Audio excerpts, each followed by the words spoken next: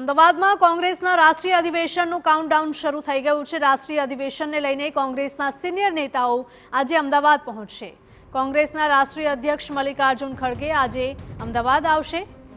કેસી Venugopal, decay Shivakumar, Surjewala સહિતના 700 નેતાઓ પહોંચશે। આવતીકાલે મળનાર સીડબ્લ્યુસી બેઠકના સભ્યોનું આગમન થશે। સીડબ્લ્યુસી બેઠકમાં સામાજિક, આર્થિક અને રાષ્ટ્રીય ઠરાવો રજૂ કરવામાં આવશે। 8 એપ્રિલે સવારે 11 વાગે સરદાર પટેલ સ્મારકમાં યોજાશે સીડબ્લ્યુસી બેઠક। 9 એપ્રિલે સવારે 9:30 વાગે રિવરફ્રન્ટ પર મળશે રાષ્ટ્રીય અધિવેશન। તમામ રાજ્યોના પ્રદેશ અધ્યક્ષ, આમંત્રિતો સહિત 1900 સભ્યો હાજર રહેશે। કોંગ્રેસના નેતાઓ માટે અમદાવાદની હોટેલના 2000 રૂમ બુક કરવામાં આવ્યા છે।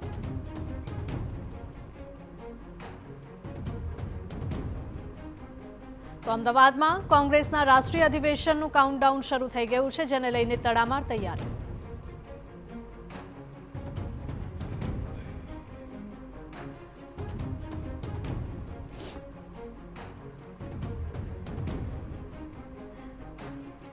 અમારા સંવાદદાતા નરેન્દ્ર જોડાઈ ગયા છે લાઈવ વધુ અપડેટ સાથે। નરેન્દ્ર, જણાવશો કે અમદાવાદમાં કોંગ્રેસના રાષ્ટ્રીય અધિવેશનનું જે કાઉન્ટડાઉન છે તે શરૂ થઈ ગયું છે, કેવી તૈયારીઓ?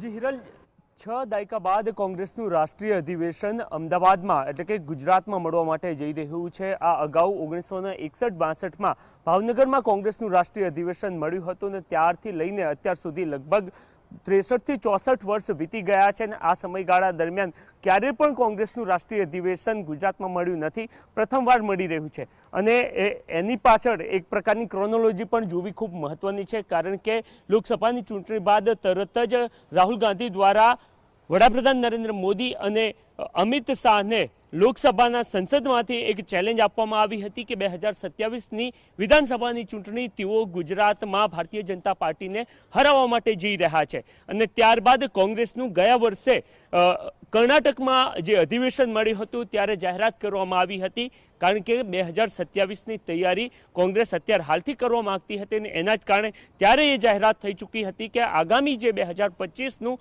કોંગ્રેસનું રાષ્ટ્રીય અધિવેશન છે એ ગુજરાતમાં મળશે। સામાન્ય સંજોગોમાં આપણે જોતા હોઈએ છીએ કે જ્યાં કોંગ્રેસની સરકાર હોય ત્યાં અથવા તો કેટલાક જે મહત્વના સ્થળો છે કે જ્યાં કોંગ્રેસ ખૂબ મજબૂત હોય એ જગ્યા પર કોંગ્રેસનું રાષ્ટ્રીય અધિવેશન મળતું હોય છે, પરંતુ આ વખતે અહીંયા સરકાર ના હોવા છતાં પણ અહીંયા અધિવેશનનું આયોજન કરવામાં આવ્યું છે, કારણ કે ગુજરાતથી કોંગ્રેસ બદલાવની શરૂઆત કરવા માગે છે અને એના જ કારણે 2025નું જે વર્ષ છે એ કોંગ્રેસ સંગઠન વર્ષ તરીકે ઉજવી રહ્યું છે અને એ સંગઠન વર્ષની શરૂઆત ગુજરાતના સંગઠનમાં બદલાવ સાથે આવે એ અપેક્ષા સાથે જ આ અધિવેશનની અહીંયા આયોજિત કરવામાં આવ્યું છે અત્યારે હાલ, કારણ કે પરમ દિવસે અધિવેશન અમદાવાદનું જે રિવરફ્રન્ટનું ઇવેન્ટ સેન્ટર છે ત્યાં આયોજિત થવા માટે જઈ રહ્યું છે અને ત્યાંની અત્યારે હાલની તમામ તૈયારીઓ આપ જોઈ રહ્યા છો। એ પૂર્વે આવતીકાલે સીડબ્લ્યુસીની બેઠક મળશે અને એ સીડબ્લ્યુસીની બેઠક પણ ખૂબ મહત્વની છે, કારણ કે કોંગ્રેસ વર્કિંગ કમિટી એ કમિટીમાં કોંગ્રેસના તમામ મહત્વના જે નિર્ણયો છે એ સીડબ્લ્યુસીની બેઠકમાં લેવામાં આવતા હોય છે, ચાહે સંગઠનના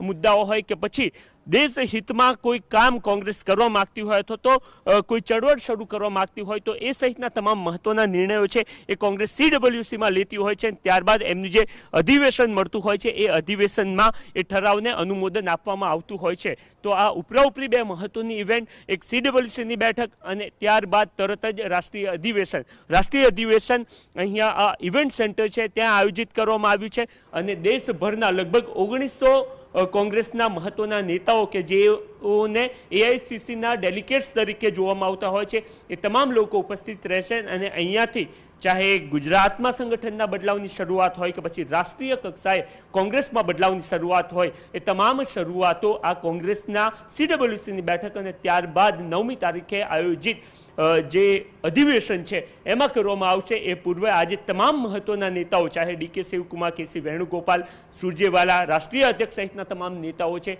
એ આજે જ અહીંયા અમદાવાદ પહોંચી રહ્યા છે। ગાંધી પરિવારના તમામ સભ્યો આજે મોડી રાત્રે હતો આવતીકાલે સીડબ્લ્યુસીની બેઠક શરૂ થાય એ પૂર્વે સીધા જ અમદાવાદ એરપોર્ટ અને ત્યારબાદ CWCની બેઠકમાં હાજર રહે એ પ્રકારની શક્યતાઓ છે અને CWCની બેઠકમાં કેટલાક મહત્વપૂર્ણ ઠરાવ થાય અને કોંગ્રેસ તો એ દાવો પણ કરી રહ્યું છે કે કોંગ્રેસનું આ રાષ્ટ્રીય અધિવેશન દેશની રાજનીતિમાં બદલાવ કરનાર સાબિત થનાર છે. જી બિલકુલ નરેન્દ્ર, માહિતી બદલ આપનો આભાર. તો 9 એપ્રિલે સવારે 9:30 વાગે રિવરફ્રન્ટ પર રાષ્ટ્રીય અધિવેશન મળનાર છે.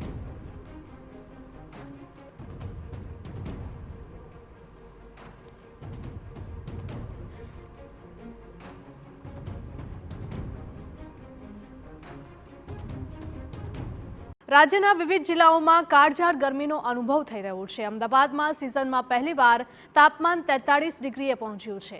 આગામી 2 દિવસમાં તાપમાન 45 ડિગ્રીએ પહોંચવાની શક્યતા છે.